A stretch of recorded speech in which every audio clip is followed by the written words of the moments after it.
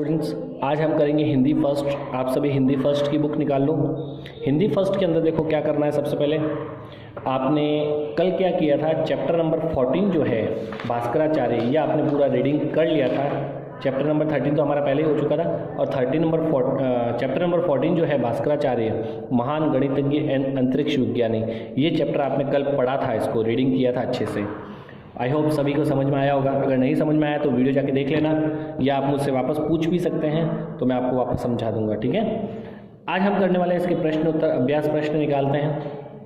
ये इसके अभ्यास प्रश्न, ठीक है। अभ्यास प्रश्न में सबसे पहले है बहुविकल्पी प्रश्न। सही उत्तर पर राइट का निशान लगाना है आपको। भास्कराचार्य के नाम पर कौन सा अंतरिक्ष यान छोड़ा गया था? तो भास्कर 2। आप सभी को पता है, कल अगर चैप्टर पढ़ा है अच्छे से तो आपको आता होगा, नहीं तो अगर नहीं पढ़ा है तो आपको नहीं आएगा। तो भास्कर 2। भास्कराचार्य की पुत्री का नाम क्या था? लीलावती।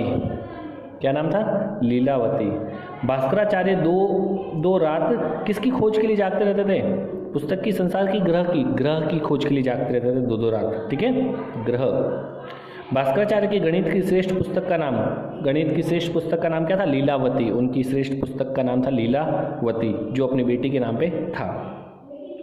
इसके बाद में भास्कराचार्य के लेखन का मुख्य उद्देश्य क्या था? लिखने का मेन उद्देश्य क्या था? किस कारण से वो लिखते थे? सत्य की खोज करना। इसके पीछे क्या रास्ता उनका? सत्य की खोज करना। धन कमाना नहीं था, संसार में प्रसिद्धि पाना भी उनका नहीं था। उनका उद्देश्य था सत्य की खोज करना। इसके बाद में है लिखित प्रश्न दे रखे हैं। निम्नलिखित प्रश्नों के उत्तर एक वाक्य में लिखना है। भास्कराचार्य कौन थे? तो भास्कराचार्य कौन थे, इसका देखो उत्तर पीछे, जहाँ चैप्टर स्टार्ट हो रहा है वहीं पे देखो, यहाँ पे देखो।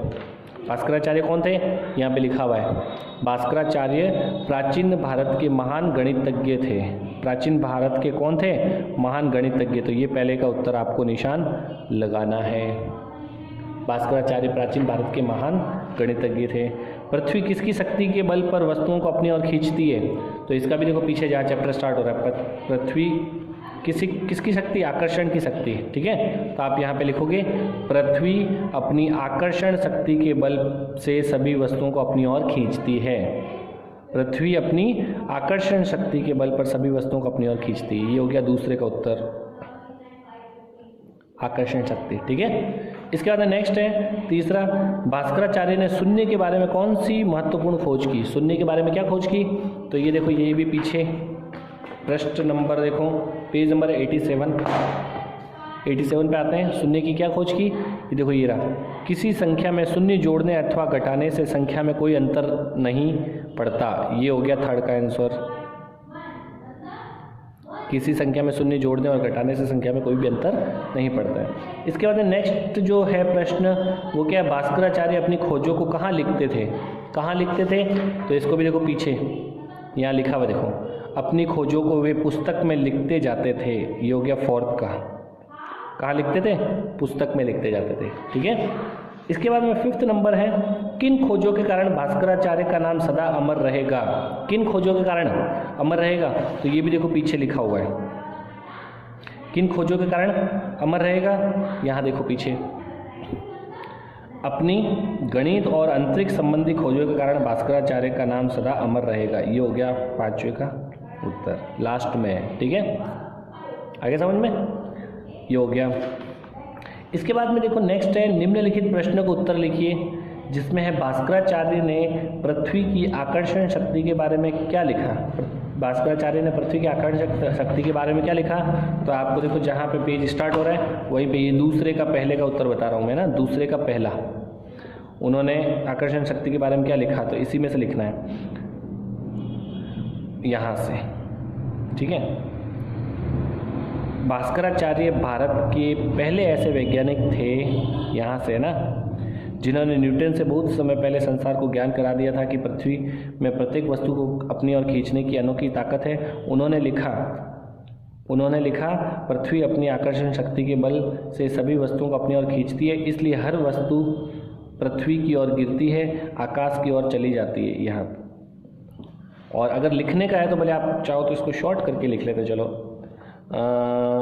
भास्कराचार्य ने पृथ्वी की आकर्षण शक्ति के बारे में क्या लिखा? तो सिर्फ इतना ही लिखना, ऊपर वाला लाइन मत लिखना। चलो छोड़ो, यहाँ से मत करना। ठीक है, यहाँ से हम नहीं करते हैं, हम सीधा उन्होंने अपनी पुस्तक में क्या लिखा वही करेंगे। तो उन्होंने लिखा, यहाँ से लिखना, उन्होंने लिखा, ये है दूसरे का पहला से लेकर आकाश की ओर चली जाती, ये है दूसरे का पहला, यहाँ तक आपको करना है। उन्होंने लिखा, पृथ्वी अपनी आकर्षण शक्ति के बल से सभी वस्तुओं को अपनी ओर खींचती है, इसलिए हर वस्तु पृथ्वी की ओर गिरती है, आकाश की ओर नहीं चली जाती। ठीक है। इसके बाद है दूसरे का दूसरा, भास्कराचार्य ने किन कठिनाइयों का सामना करते हुए महत्वपूर्ण खोजें की है। तो किन कठिनाइयों का सामना करते हुए, तो आप यहाँ पे लिखोगे कभी कभी भास्कराचार्य, यहाँ से, ठीक है, कभी कभी भास्कराचार्य एक ग्रह की खोज के लिए 2-2 रात तक जागते थे और दिन भर गणना करते थे। अपनी खोज को वे पुस्तक में लिखते जाते थे। यह सब कार्य वे नौकरी अथवा पुरस्कार के पाने की लालच में नहीं करते थे। यहाँ तक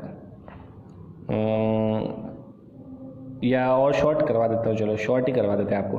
कभी कभी भास्कराचार्य एक ग्रह की खोज के लिए 2-2 रात तक जागते थे और दिन भर गणना करते थे। यहीं तक करना, चलो ठीक है। ये हो गया दूसरे का दूसरा, सिर्फ इतना शॉर्ट ही लिखना है आपको, बिल्कुल शॉर्ट लिखना है, ठीक है। ये शॉर्ट मैंने करवा दिया पूरा।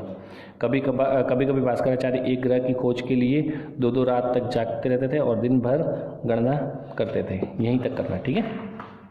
इसके बाद में है भास्कराचार्य के 2 विशेष गुण कौन से थे। कौन से 2 विशेष गुण थे, तो इसमें भी देखो पीछे पेज पलटते हैं, पेज नंबर 87 पे ही देखो लिखा हुआ है। भास्कराचार्य में 2 विशेष गुण थे, यहाँ से कौन कौन से। पहला, वे बहुत मेहनती थे और दूसरा, उनमें उत्साह बहुत अधिक था। ये हो गया आपका दूसरे का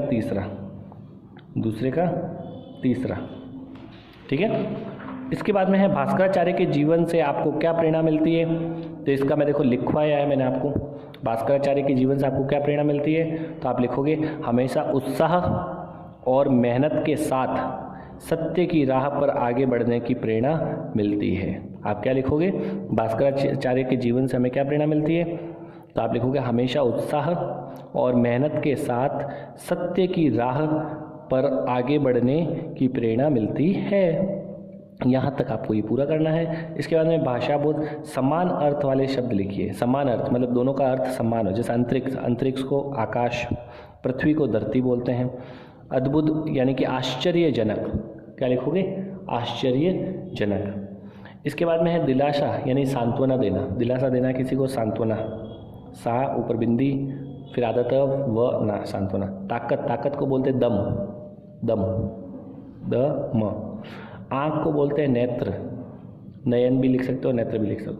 पुरस्कार को हम क्या बोलते हैं, पारितोषिक बोलते हैं या फिर इनाम भी बोल सकते हैं। इनाम या पारितोषित, दोनों में से कोई भी वर्ड बोल सकते हैं। पारितोषित या इनाम, ठीक है। उत्साह को हम बोलते हैं उमंग, क्या बोलते हैं, उमंग। इसके बाद में है पढ़िए, समझिए और लिखिए। जैसे आधा क और पूरा क, तो इससे बनता है, देखो चक्की बनती है, मक्का बनता है, शक्कर भी बनता है। आधा च और पूरा च यानी बच्चा, सच्चा, कच्चा, कुछ भी आप अपने हिसाब से जो आपको आता है वो लिख सकते हो। आधा ट फिर पूरा ट, खट्टा, पट्टी, मिट्टी, ऐसा कुछ भी लिख सकते हो, मिट्टी। पत्ता, आधा त और पूरा त, तो पत्ता, गत्ता, कुत्ता, आप अपने हिसाब से कुछ भी लिख सकते हो। छप्पर में देखो आधा प और पूरा प, छप्पर, चप्पा, छप्पन, आप लिख सकते हो छप्पन, छ आधा प पूरा प और न, छप्पन, ऐसे भी लिख सकते हो। तो ये था आपका चैप्टर भास्कराचार्य महान गणितज्ञ एवं अंतरिक्ष वैज्ञानिक के प्रश्न उत्तर। और चैप्टर तो मैंने आपको पहले ही पढ़ा दिया था, इसके प्रश्न उत्तर भी आपको कंप्लीट करना है कॉपी में अच्छे से, और करके कॉपी चेक करवानी, टाइम से आप कॉपी चेक करवा देना, बाद में कॉपी चेक नहीं होगी, ठीक है। नेक्स्ट टर्न में हम करेंगे नेक्स्ट चैप्टर, तब तक के लिए टेक केयर, बाय बाय।